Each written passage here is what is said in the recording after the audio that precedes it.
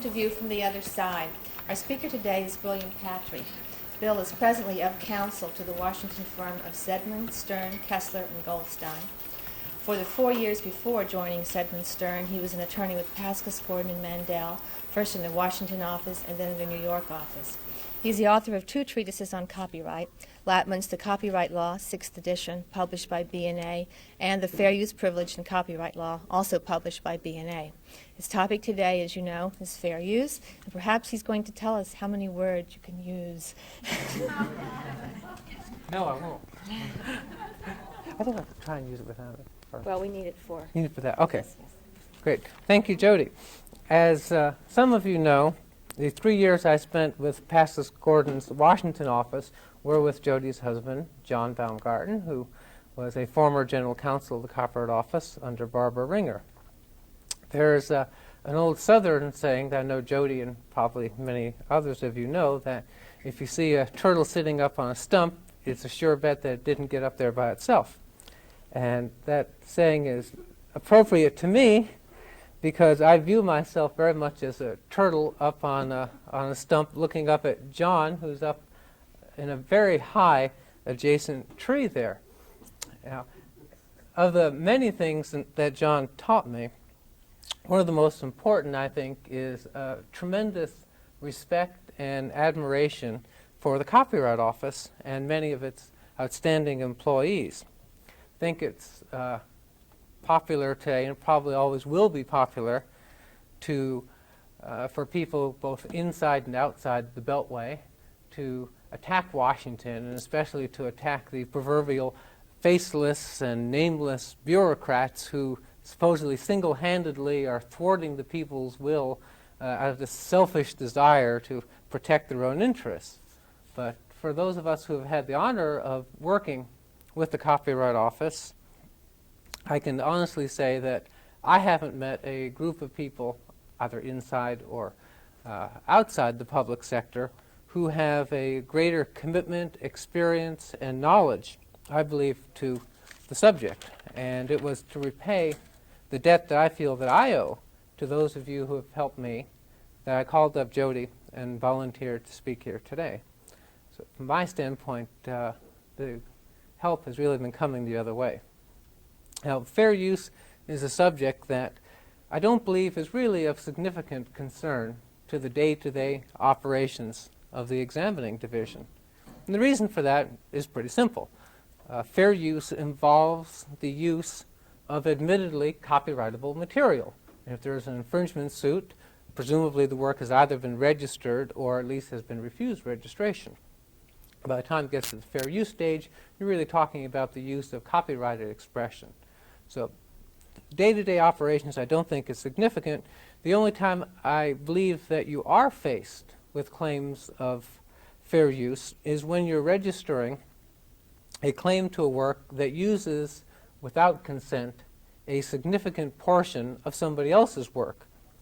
The legislative history of the Copyright Act regarding Section 103, the Collective Works and Compilations section, basically explains the language in the statute that says that a compilation claim is limited only to lawful use of the underlying material. Now, what's a lawful use? Well, obviously, a use with permission is a lawful use. But since fair use is a privileged, unconsented to use, you might argue that it can never be a lawful use. No, the legislative reports say that lawful use also covers fair use. Then there's another section in there that says it also covers uses that are permitted under foreign law. That I've never been able to figure out. And I've never met anybody who can figure that out because if you use somebody's work, it's permissible under foreign law, the infringement suit is here. And it's going to be governed by domestic U.S. law. So what relevance foreign law has on that, I don't know. One of these days I'll ask Barbara Ringer that question or somebody else who perhaps was intimately involved in drafting that sentence and figure it out.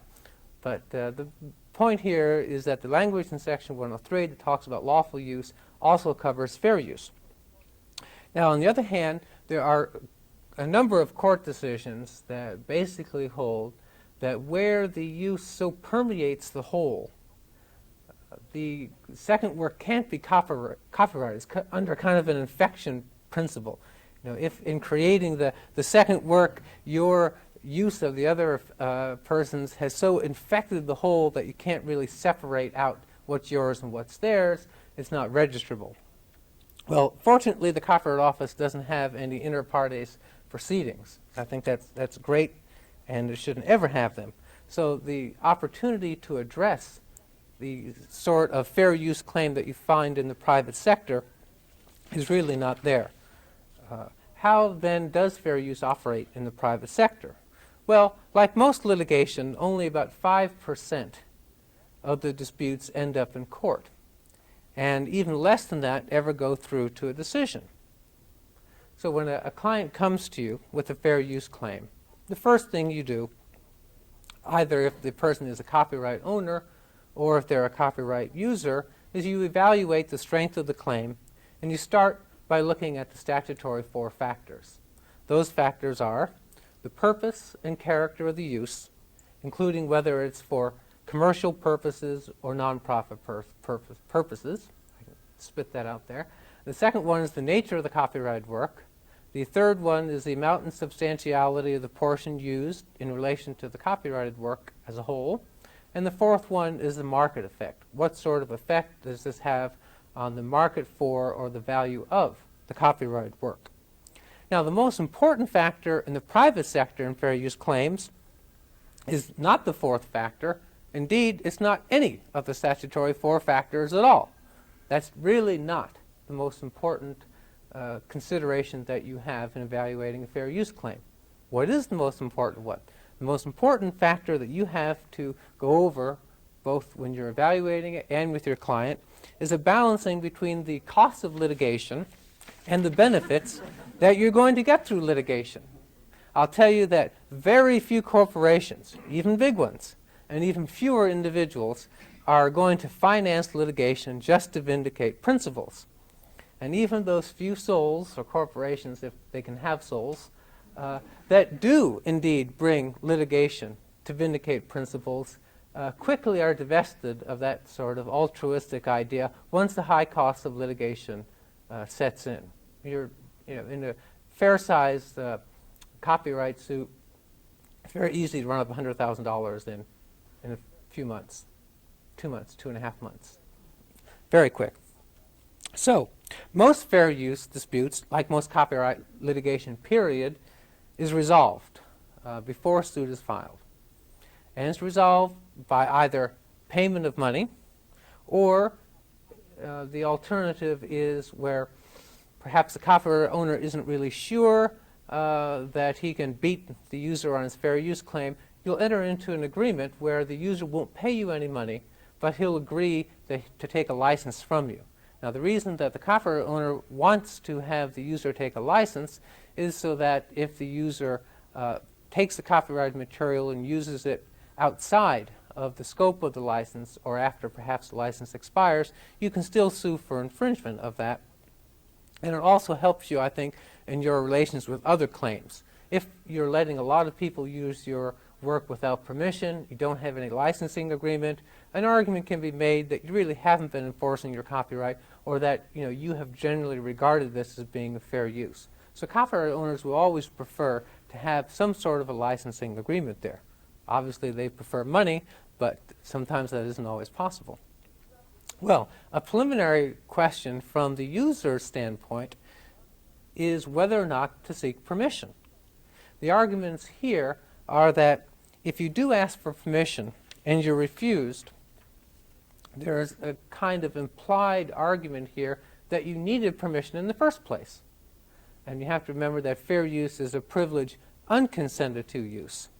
So that by impliedly asking for permission, maybe the thought is that you really weren't sure of the strength of your fair use claim, or that indeed you didn't think that you had fair use. If you thought you had fair use, you wouldn't have asked for permission in the first place, right? So the argument goes. The other concern is that once the copyright owner is aware of it and he refuses you, you might be found to be a willful infringer because you're on notice of what the copyright owner's permission is, And then there's also the more basic one of trying to get away with something so somebody doesn't know about it. I mean, if you call them up and ask for permission, and ordinarily they might not know of it, then you're putting yourself at risk as compared to just going ahead and doing it and crossing your fingers behind your back, hoping that the copyright owner never finds out about it. Well, in the past, there has been some case law supporting the copyright owner's position on this, that by asking permission, you are admitting impliedly that you do need permission. On November 12th, I was in New York at a Copyright Society dinner seminar. It was a panel discussion on fair use with myself, Roger Zissou, who's with Count Leibowitz and Lapman, who tried the Harper and Row versus the Nation case, and many of other ones, the Tarzan case, the Edgar Rice Burroughs case, and Gene Gurdon, who has tried the Paladin case, Roy Export, a number of other cases, mostly for defendants, for CBS. Gene Gurdon's very strong recommendation was that you never ask for permission. If you think you have a fair use claim, go ahead and do it, and don't ever ask the guy for permission. Now, on the other hand, there are 3 recent Court of Appeals opinions in the 2nd, 6th, and 9th circuits that have said, no, we think that we should encourage people to ask for permission. Presumably the idea here is that if you ask for permission, it's going to be granted sometimes, and that will eliminate disputes. It will certainly reduce the caseload in the courts. So the courts have at least encouraged this. Whether that's going to have any change on private practitioners' thoughts, I'm not sure. Didn't change Gene Gurdon's approach. Well, once the fair use dispute does get to the court, how is it handled? Again, as in most litigation, you get the distinct impression the cases are really decided on a black hat, white hat basis. That is, the black hat bad guy loses, the white hat good guy wins. Sometimes you can even tell who's going to win the case merely by looking at the case caption. I'll give you a little quiz here. Who would win a case entitled Hustler Magazine versus Moral Majority? Right? Any thoughts on that one? Maybe Moral Majority. Well, they did. Okay. How about one where the participants are the Pillsbury Company, this is Pillsbury Doughboy, versus Screw Magazine? If you guess Screw Magazine lost, you're partly right. How about Easter Seal Society for Crippled Children for Eastern Louisiana versus Playboy Enterprises? There's another one. Actually, Playboy won that one. And Screw Magazine won part of it as well. So sometimes you actually have to look at the quote-unquote law rather than the style of the case. But that the style of the case, who the parties are, the black hat, white hat, really shouldn't be underestimated. In many, many cases, the court will get aggravated at what the person is doing. I mean, some courts are prudes. There's the MCA case versus Wilson, which was a rather raunchy off-Broadway musical. The judge said that it had erotic content sufficient to satisfy the most jaded porno palate. And they simply weren't going to encourage that sort of use. But also involved in that case was they were using a song, the Boogie Woogie Bugle Boy of Company C. And somebody said in the defendant's production, boy, our song sounds like that. So then they deliberately changed it to make it sound even more like the original, to try and boost, presumably, their gate proceeds. Well, no court is really going to allow you, especially in a show that has enough erotic content to satisfy the most jaded porno palate, to go ahead and change your song deliberately to make it sound like somebody else's. And so that was found not to be fair use. Other examples are the DC Comics versus Unlimited monkey business, where somebody was in the singing telegram business there, and its singing telegrams were takeoff on Superman and Wonder Woman. They were called Super Stud and Wonder Wench, and they were pretty raunchy too. And the court just did not find that very amusing. Those sort of concerns are prevalent in the courts. Some courts have backed away from it. In the MCA case, Judge Mansfield had a very strong dissent saying that we can't act as censors under the guise of copyright, and whether this is raunchy or not really is not for us to decide. Taking the reverse side of it, there have been two decisions that have said that pornographic works are copyrightable. They weren't child pornography cases, admittedly. They were Behind the Green Door and I don't remember what the other one was. But since pornography is copyrightable, I'm really not sure why a pornographer who uses another pornographer's work should be treated less favorably. The fair use cases that have been decided, though, haven't been that easy. When you have two pornographers, who knows what the court's going to do. When you have a pornographer versus the Pillsbury Doughboy, the case becomes a little easier. So those sort of black hat, white hat things are very, very important and can't be overlooked, especially if you've got the black hat guy sitting there. So let's assume, though, that both people wear white hats. That's the true dilemma, right? Where you have two choices and both of them are good. What's the court going to do? Well, there you're told you have to look at the abstract law and you have to really see how the law is supposed to work. Well, what is then the abstract state of fair use? There have been two Supreme Court decisions on fair use since 1984. The first one is Sony Corporation versus Universal City Studios. That's the Betamax case. The second one, 1985, was Harper and Row versus Nation Enterprises. That was the Ford Memoirs case. Now, in Sony, the Supreme Court created a two-part analysis of fair use based on the first factor, whether use is for non-commercial or whether use is for commercial purposes. This bifurcated two-part approach to fair use has really had a very profound effect on all subsequent fair use decisions. I should qualify the all because some courts have simply ignored it. When a court wants to reach a certain result and perhaps there's some Supreme Court language there that isn't favorable, one approach is simply to ignore it as if it didn't occur. And there have been a few decisions that have simply not cited Sony, not cited Harper and Row, and that have hearkened back to earlier days. And I want to tie that up at the end of my speech here when I talk about the Salinger case. But that is an approach that is regrettably followed. When I was in Texas, practicing in Texas, there was one particular district judge who was really very strong-willed.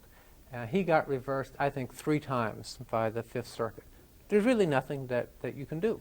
I mean, the only thing that a court of appeals can do is to give it to a district judge, a different judge. If there's a decision, it's appealed, it's reversed, it goes back to the judge continues on his errant ways, what can they do? They can't lock him up, they can't hold him in contempt.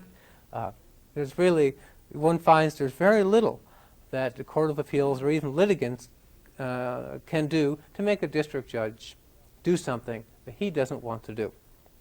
Well, you find that sometimes in fair use cases as well. They're a little more sophisticated, though. They simply don't cite the controlling language, or they cite it and they apply it in a different way. Well, what are the two presumptions regarding commercial uses? The first one is that every commercial use of copyrighted material is presumptively not a fair use.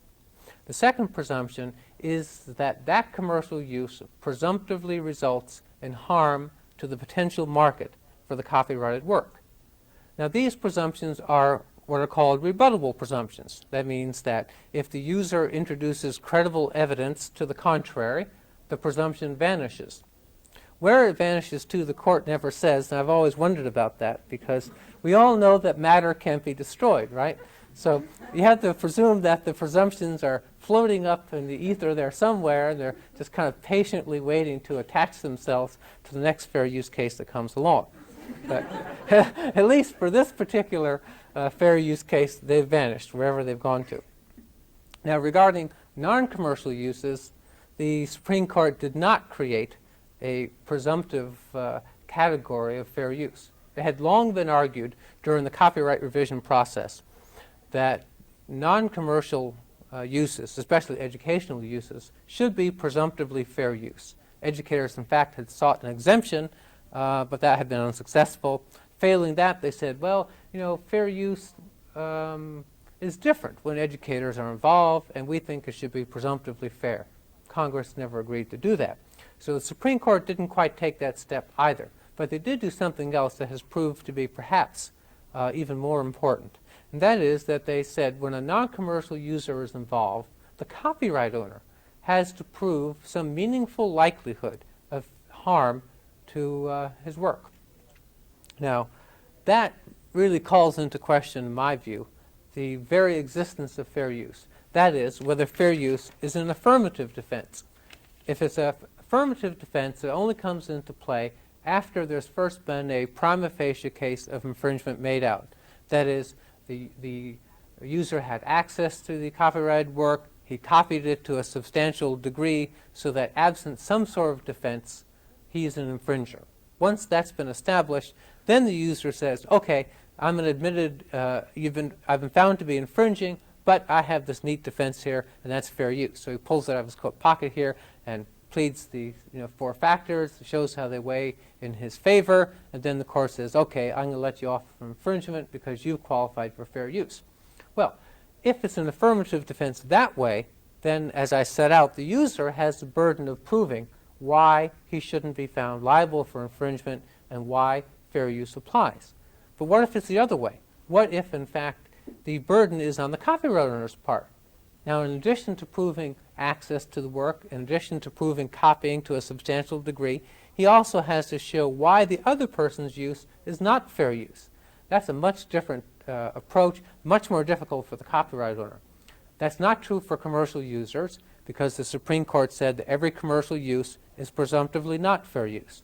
The Supreme Court didn't say for non-commercial users that their use is presumptively fair or is not presumptively fair. But what they did do is they said that the copyright owner has to prove harm to the market.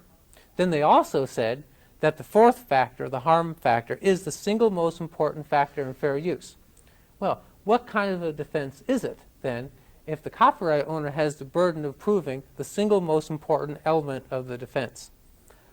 I don't know if that's an affirmative defense or not. If it is, it's certainly one of the more strange affirmative defenses walking around. Well, as I mentioned, in Harper and Row, the Supreme Court held that fair use is an affirmative defense. Is it a question of law? Is it a question of fact? Who decides fair use? You've pled fair use, right? Now all your evidence has come in, your witnesses have been examined, been cross-examined, all your evidence is over with. Who do you present it to? Right? Do you present it to the judge? Is the judge the one who decides? Or do you present it to a jury? This is an unresolved issue, unfortunately. In Harper and Row, the Supreme Court, citing an 11th Circuit case, the Pacific and Southern versus Carroll Duncan case, held that fair use is a mixed question of law and fact. Now, what that means, I'm not quite sure of either. Where's the mix, for example, and who stirs it? The context here was that the district court, in a non-jury case, had decided sufficient facts so that the Court of Appeals felt, well, we can look at the facts here, they're in the record, we can decide whether it was fair use or not. They, in fact, reversed the district court on that. But this is a more preliminary question. Who do you present the facts to? Well, very recently in the Ninth Circuit, in Fisher versus Dees, this was a parody case involving where Sonny sniffs glue. That's another good example of black hat, white hat, by the way. Currently, and for justifiable reasons, there has been a lot of publicity about drugs. And I think that in that case where you had a song that parodied drug use, you could argue that it shouldn't be permitted. In fact, that's exactly what the copyright owner argued. He said, this is against the current mores of society. Glue sniffing is simply not funny. It can't be a parody. The court looked at it and said, they're really not telling people to go out and sniff glue. It shouldn't be taken seriously. But you're going to find that sort of an argument in what may have been fair use before because of the changes in society's approach to certain behavior. Gene Gurdon, by the way, said when we were talking about the Hustler versus Moral Majority case, which involved unnatural sex, he said he wasn't sure what unnatural sex was anymore these days. His point is exactly that as acts that were either condoned before or that were criticized before become acceptable or unacceptable, the way that the courts approach their analysis of fair use is going to change too. And the glue sniffing case there is an example where the plaintiff was trying to play on the contemporary or current drug approach. The Court of Appeals, though, looked at it and was convinced, in fact, that they weren't trying to advocate drug use, and therefore it was indeed a parody. So black hat, white hat is still important. Well, in Sonny Sniff's glue, the court in a footnote said that regarding the third fair use factor, that is the amount and substantiality, it said, although the actual amount taken is a factual issue susceptible of proof, it is a question of law whether the taking is excessive under the circumstances. Now, I can't agree with what the Ninth Circuit said there. At the earlier stage of an infringement analysis, when you're trying to evaluate whether the copying was substantial enough to warrant a prima facie case of infringement, nobody disputes that that is a question of fact for the jury.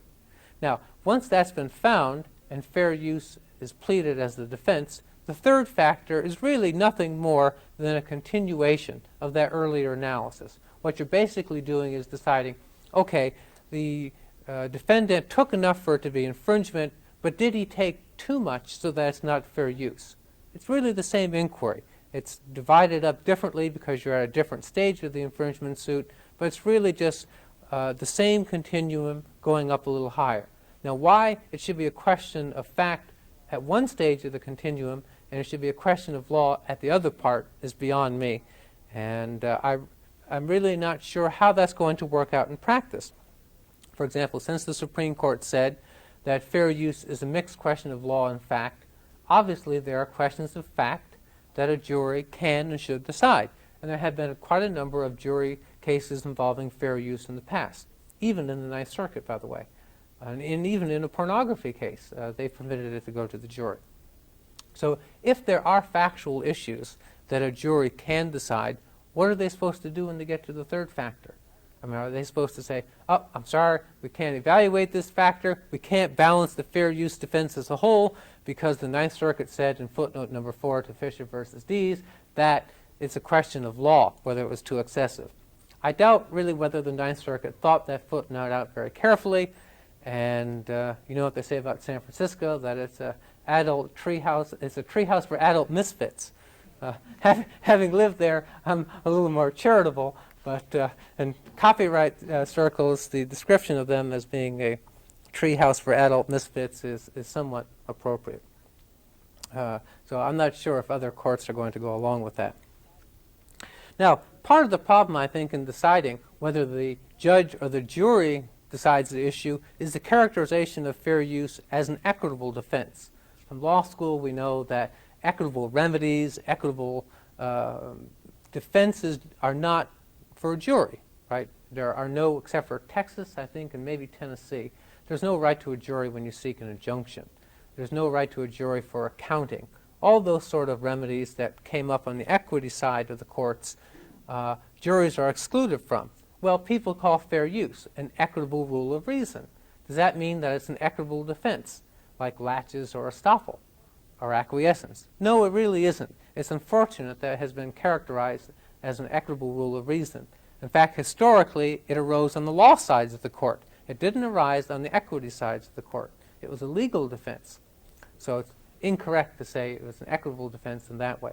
What they really mean, I think, when they say that fair use is an equitable rule of reason, is that there are a number of factors and that you balance them, you throw them up, see how they come down. There's a lot of discretion involved in them. And now, as we know, it's codified in Section 107, so it's a statutory defense there. So I think that in some courts' minds, they see the word equity and think, equity, no jury, right?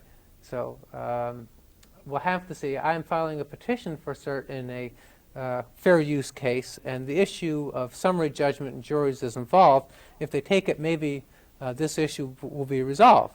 On the other hand, maybe it won't be resolved because the Supreme Court's decision in Sony and Harper and Rowe have arguably created more questions than they have answered. And the questions that they have created revolve around the determination of when a use is for commercial purposes. Now, A few minutes ago, we discussed how the Supreme Court held that every commercial use is presumptively not a fair use, and every commercial use presumptively results in harm to the market. We know that harm to the market is the most important fair use factor. So if you're found to be a commercial user, you're in bad shape. You're already starting out with 2 strikes against you, and one of them is like the proverbial 800-pound gorilla in fair use determinations, the market factor. So you want to try very hard not to be characterized as a commercial user. But that's a little difficult. If you're a for-profit publisher, you can't all of a sudden say, hey, I'm really non-profit here. This was a mistake. My filing with the Secretary of State of New York was a mistake. The IRS, I'm really in this not for the money. I'm in it for the good of society. Right? That's not going to work. It's been tried, though, not quite that way.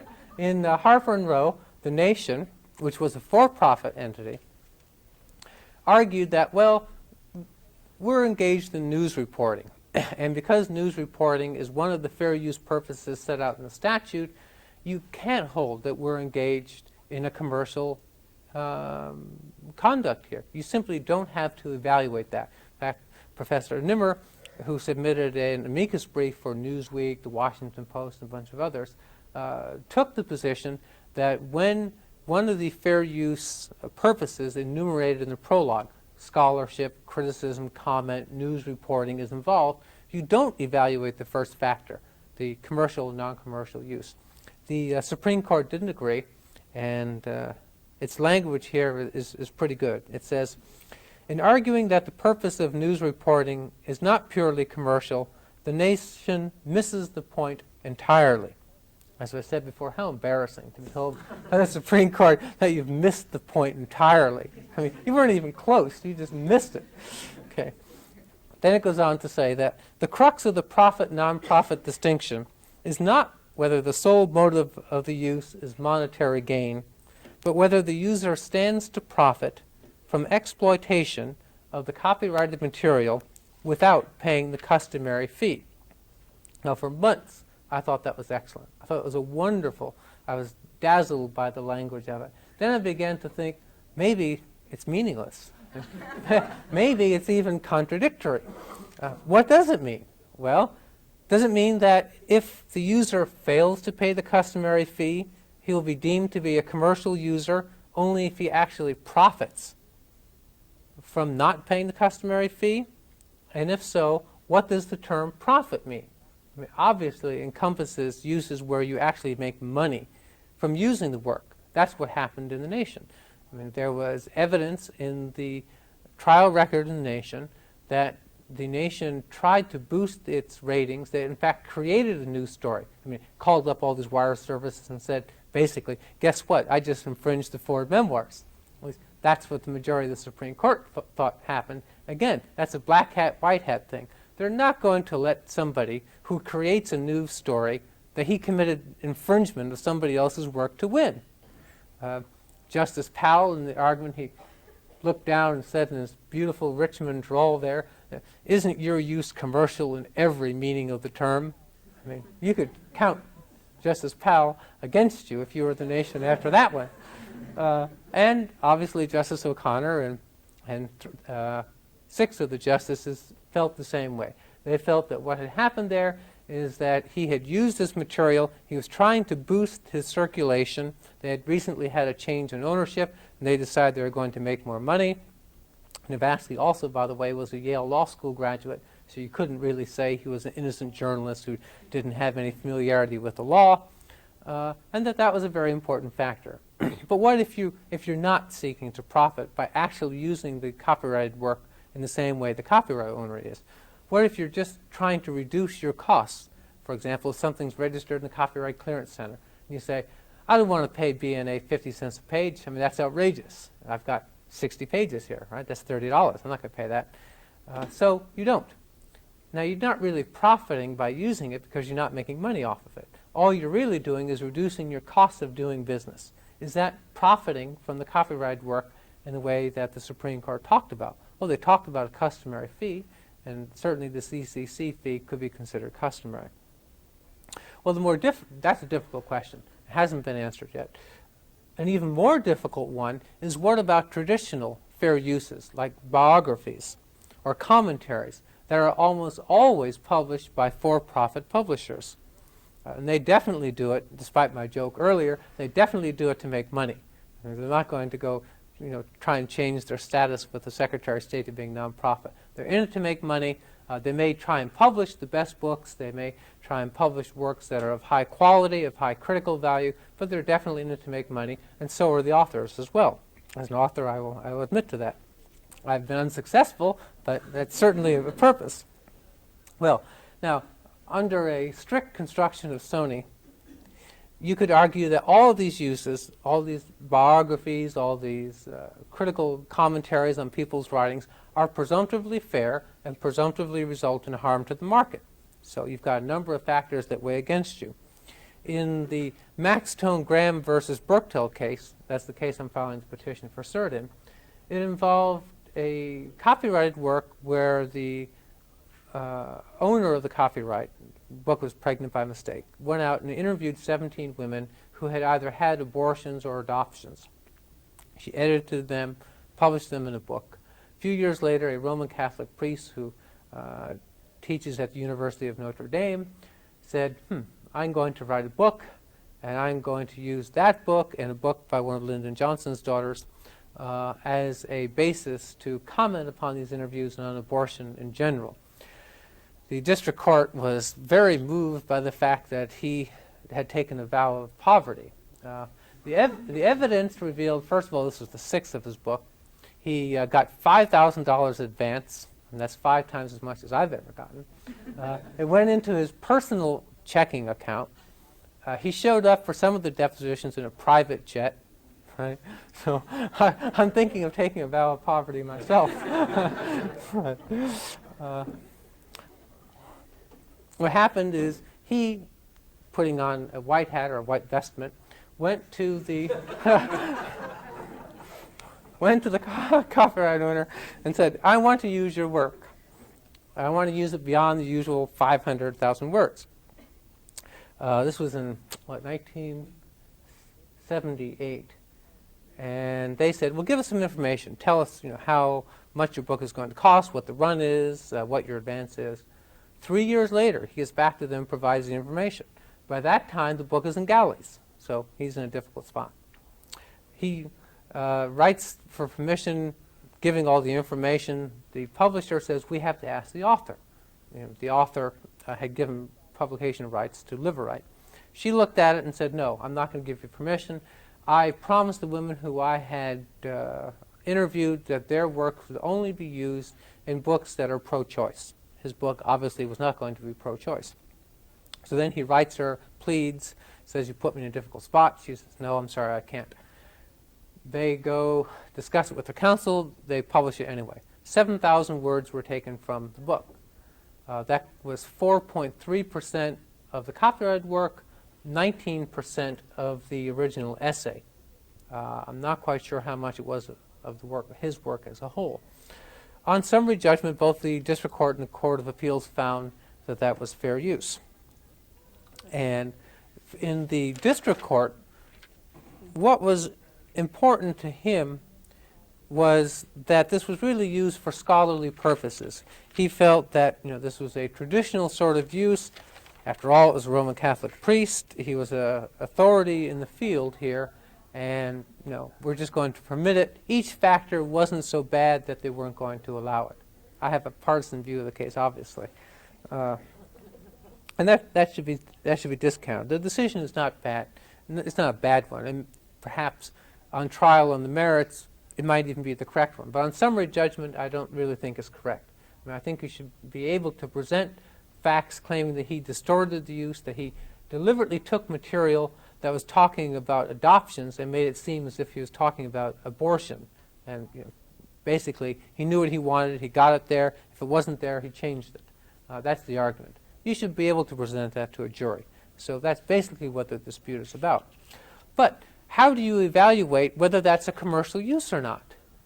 He got $5,000 advance, regardless of his vow of poverty. That's still money. Harper and Row and Andrews and McMeel, the people who published The Far Side, kills me to have to file a petition for cert against the publisher of The Far Side, but right, it's a business. So they were for-profit publishers.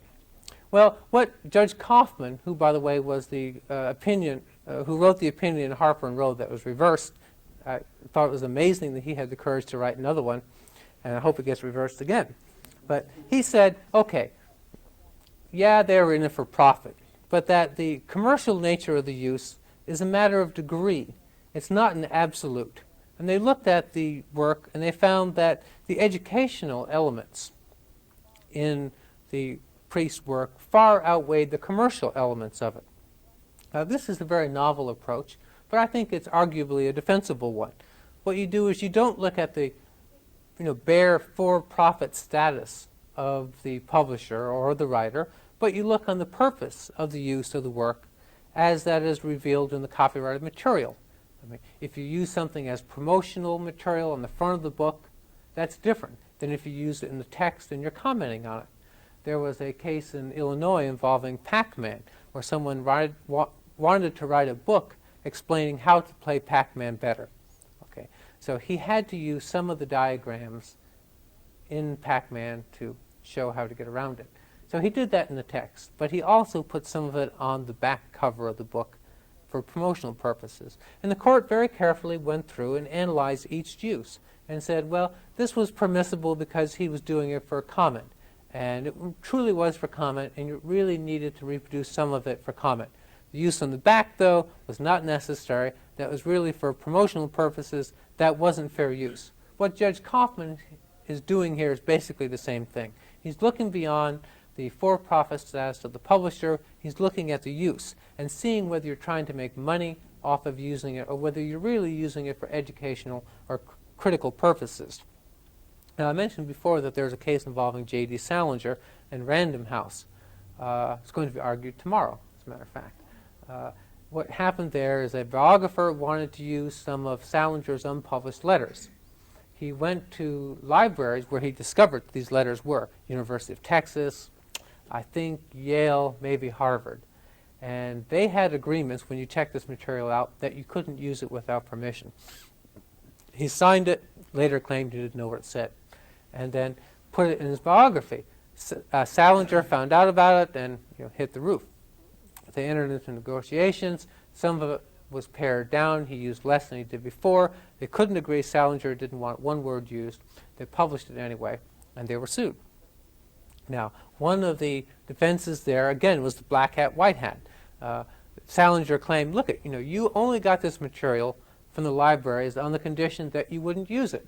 Then you went ahead and used it anyway. Right? That's bad faith, and bad faith is the component of a fair use analysis. The district court, for some reason, bought his claim of ignorance, or either was not persuaded that that really was a significant factor. I find that part of it a little confusing. But what the court really had difficulties with, I think, is the statute itself. Now remember, all this discussion in Sony about non-commercial and commercial has its roots in the statute. The statute actually says non-profit educational purposes. It doesn't say non-profit. And in the Sony case, Justice Blackmun, I think, correctly criticized the majority for distorting the words of the statute. If you look, in fact, at the history of that provision, this is 107.1. It was added at the last minute in the House, 1976, when the educators wanted it in there, when they couldn't get what they really wanted, which is A, an exemption, or B, they couldn't get language saying that their use was presumptively fair. They at least wanted language in there saying, commercial guys, you're the bad guys, nonprofit, you're good guys. So they got language in the first fair use factor that tells the court to look at the difference between a nonprofit educational use and a commercial use. In Sony, the majority simply ignored the educational part of it and made the statute seem as if it was speaking about non-commercial versus commercial. Justice Blackmun, I think, had the better point there. Nevertheless, there is a problem in the statute there, and this is what Judge Laval in the Salinger case keyed on. And his language, I think, here is pretty witty, so I'll quote it. He says, the statute somewhat unrealistically paints the world into two corners, the venal commercial and the altruistic instructive. In fact, publishers of educational textbooks are as profit-motivated as publishers of scandal-mongering tabloid newspapers. Right? He's in New York, he should know. And the serious scholar should not be despised and denied the law's protection because he hopes to earn a living through his scholarship. The protection of the statute should not turn on sackcloth and missionary zeal. He should have been in the Maxtone case, right? Well, as I mentioned, this case is going to be argued on an expedited appeal tomorrow morning, 10:30. I'll be there, so if there's any late-breaking news, I'll let Jody know. What happened is that the district court granted a temporary restraining order.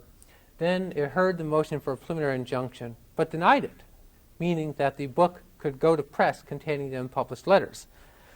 At that point, of course, Salinger said, hey, if it goes out in the stands, it's all over with, right? Everybody has the letters there. I can't then sue and get them back. It's like in law school, the bird that gets out of the cage. Once it's out, that's it. So what Judge Laval did, this is rather strange procedurally, is he stayed his motion denying the preliminary injunction. That's like a double negative. But what Salinger really needed was the positive, meaning that you can't do it. Well, everyone has basically interpreted that as being a positive. And they filed a motion with the Second Circuit in New York to hear it on an expedited basis. They agreed, and tomorrow at 10:30 it will be argued. It'll be very interesting to see how they handle the case, because this is a traditional fair use case. It involves biography. He didn't use very much. Yes, it was for commercial purposes, but can you really apply the so many presumptions in the way that some of the lower courts have, which is a strict, mechanical way? You're commercial, presumptively not fair. It'll be interesting to see. Now, rather than go through and talk about this case or that case, I'd like to stop here and answer any questions that you may have. Yes, sir? Could you estimate J.D. Salinger's legal fees? No. In fact, I can't even see a copy of the brief. I got a letter from his attorney yesterday basically saying that the approach that I took in my fair use book and unpublished works was the same as theirs, and they're going to rely on it a lot. But unfortunately, I can't give you a copy of the brief because it's under seal. I'm sure it's under seal because it has the references to the unpublished material in there. No, I really can't. But it certainly has to approach $100,000 by this point in time. Any other questions? Yes, ma'am. Is there any other statute or any other principle of law that you find useful or more useful than the copyright statute in actually protecting something? For example, on unpublished letters, if you wanted to really file the very best defense or protecting something, would it be copyright or would it be some other approach? Well, the difficulty is that, of course, the ownership of the material embodiment, the manuscript, is separate from the copyright. So that the owners of the letters are the universities. Right? Now, the biographer, Ian Hamilton in this case, hasn't taken the physical manuscript anywhere. He's just copied some of the words from it. And the Harper, so you can't claim a conversion. If he had actually taken away the manuscript and said, I'm not going to give it back to you, you'd have a conversion claim. In the Harper and Row case, in fact, there was a conversion claim that was made. Because what was involved is that Navasky, the editor, had gotten an unauthorized copy of it, had taken it over the weekend, and had copied what he wanted to. Why he didn't use a photocopy machine, I don't know, but he didn't. So he actually took the physical manuscript home, copied it, and had to get it back by Monday. So in addition to the copyright claim, they sued for conversion. There was some New York, this is a state claim, it's a pendant state claim. So when the federal court hears the copyright claim, they have to apply state law to this, notwithstanding that the rest of it is federal. Both the district court and the Court of Appeal said, no, this really isn't conversion because you didn't interfere with the manuscript owner's right to exploit it. So you'd have a difficult time proving that sort of conversion. We had a case in the office once that was fascinating. It involved Kurt Weill and Lottie Lenya. Kurt Weill had given the copyright in one of his unpublished works to one person. He had given the ownership of the physical manuscript to a different one. But there weren't any copies. And apparently the people didn't get along. Now the copyright owner wanted to produce the play. What good is the copyright if you can't exploit it, right? It's intangible. You can't even pin it up on the wall and look at it. Now, the other person had the manuscript. They could pin it up on the wall. But they weren't going to let you copy it. Right? So you were in a difficult situation. I found some hoary old Supreme Court of Massachusetts case that said, on what authority I don't know, simply said, give them access to it so they can copy it. This one was worked out, but that's a real dilemma when those sort of things are split up. And then, getting back to your question, really a conversion claim is the only sort of a claim there. Before the work is published, after the work is published, you might have different defenses. When I was in Jodi's office before I came over here, I saw that her copy of The Key to Rebecca. I believe that was a book with Ken Follett where there was a suit under the Lanham Act, Section 43A of the Lanham Act, because, correct me if I'm wrong here, Jodi, he had written that with somebody else, but there were some pseudonyms involved in that case, and this was at an earlier stage of his career, and he didn't want to be billed as the top author. He wanted somebody else to be billed because I guess he didn't think it was a great book. And the court actually found that it was a violation of the Lanham Act to misattribute somebody's contribution to a work. So there are those sort of claims. But you're not going to even get that in a biography case where you say, this, in fact, is Salinger's unpublished letters, and this is what they say, and that's true. Any other questions? Yes, sir. What can Salinger hope to gain on this besides the injunction, besides stopping distribution? I think that's all he wants. But in other words, he's taking tremendous financial loss to do it. Yeah, that's right. You have to presume that there's some juicy stuff in there. Otherwise, you're not going to use it. You're not going to. The publishers certainly aren't going to get themselves into a lawsuit, which they knew was coming. I mean, he told them it was going to happen. They entered into negotiations. And they did it anyway. So it must be worthwhile. I'm dying to see a copy of the brief. I can't get one. So that's the only reason, though. But this plays into the hand of the publisher because when they win, if they win, they certainly have a lot of publicity for this book.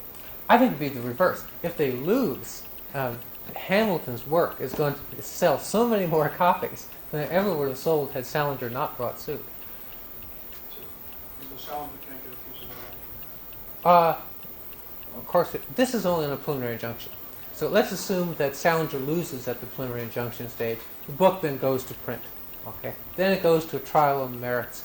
And amazingly, Salinger wins a trial on the merits. At that point, he can, in fact, sue for the defendant's actual profits. Now, you'd still have to show how much of the profits are attributable to using his unpublished letters.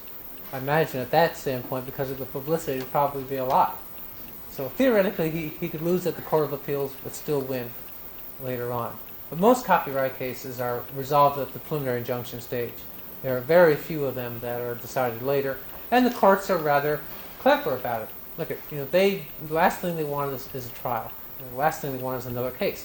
So if they can give you some indications in their opinion on the preliminary injunction of who should win and who shouldn't, you, as a litigator, having to appear before that judge later, have to read the signals. And if he tells you you don't have a snowball chance in hell, you're going to settle it. And I have had cases that way. I had one in Maryland where Mary Beth knew about this case where it involved a infringement suit over a garnishing book. These were black and white letters about how to make a watermelon boat. Right? It wasn't high art. The person I was representing had one of these classics. He gives the plaintiff's book to somebody and he says, make it the same but different. Right? That's always going to get you in trouble, and it did. And it wasn't much different. It was more sane than it was different. I argue in the preliminary injunction, look at judge, if you're going to make a illustration about how to garnish a watermelon boat, and it's going to be a simple line drawing, how many ways can you do it? It's basically kind of a merger one, right? I know, for shame. John told me to do it. And the judge says, yeah, you know, that's right. And he points along to the door, says, if I want to make a drawing of that door and make it realistic, how many ways can I draw it? That wasn't a good analogy, but he caught it. You know, when a judge is going your way, the first thing you want to do is shut up. Right? So I did. And in his opinion, in fact, he went so far as to say not only was our work not infringing, but he doubted that they even had a copyright at all. Now, that was really out there. So when after the injunction hearing, a few days later, I talked to the plaintiff's attorney and said, you know, your risks here aren't just that we're going to be non-infringing, but you're not going to have a copyright at all.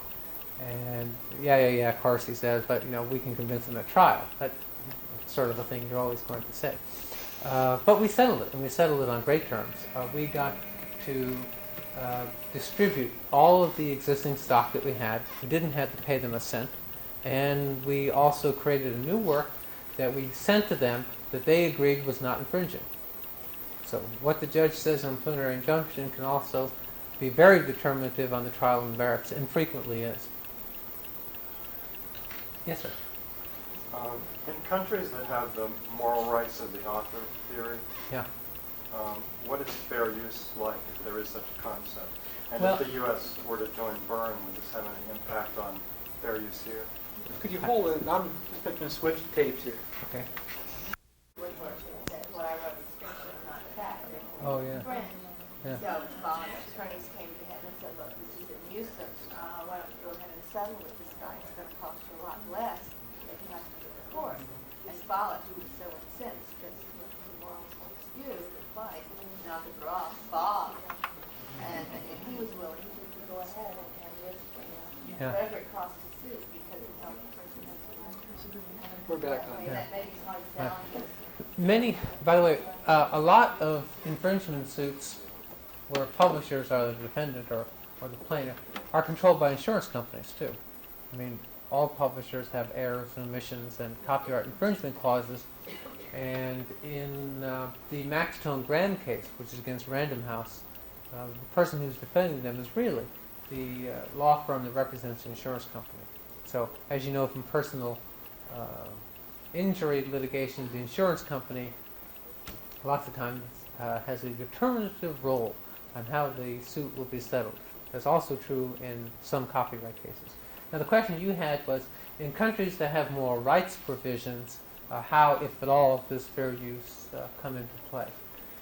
In most of those countries, there are statutory provisions like fair dealing provisions. In England, which of course is a member of Berne, and also has a fair use-like defense. In Canada, which is a member of Berne, this is kind of interesting.